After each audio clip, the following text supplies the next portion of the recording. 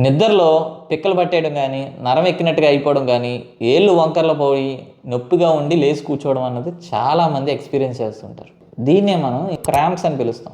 దీనికి గల కారణం ఏంటంటే బాడీలో ఎలక్ట్రోలైట్స్ ఎప్పుడైతే లోపించబడినాయో పిక్క ఎక్కేయడం లాంటి లక్షణాలు వస్తూ ఉంటాయి. ఈ క్రాంప్స్ అన్నది ఏదో పెద్ద రోగంగా అయితే మాత్రం పరిగణించక్కర్లేదు.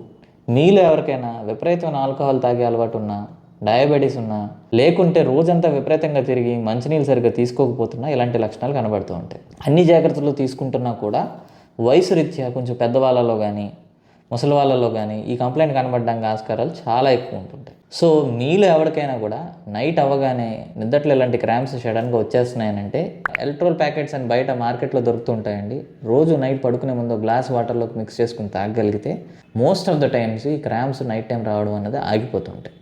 ఇమ్మీడియట్గా తీసుకున్న కేరు లైఫ్ లాంగ్ తీసుకోలేం కాబట్టి కొన్ని లైఫ్ స్టైల్ చేంజెస్ చేసుకోగలిగితే మళ్ళా ఇలాంటి క్రాంప్స్ రాకుండా ఏ ఒక్కరికైనా సరే ఆగుతాయి. లైవ్ ఫుడ్ అనే ఒక కాన్సెప్ట్ ఉందండి. అంటే ఏదైతే వండుకోకుండా తినే ఆహారం ఉంటుందో దాంట్లోంచి మన బాడీకి ఎలక్ట్రోలైట్స్ బలంగా వెళ్తుంటాయి. ఎలాంటి food?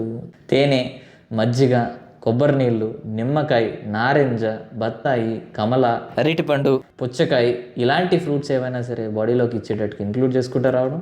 3 to 4 litres of water intake పెట్టుకోగలిగితే ఈ క్రాంప్స్ రానివ్వకుండా బ్రహ్మాండంగా కంట్రోల్ చేసుకోగలుగుతాం.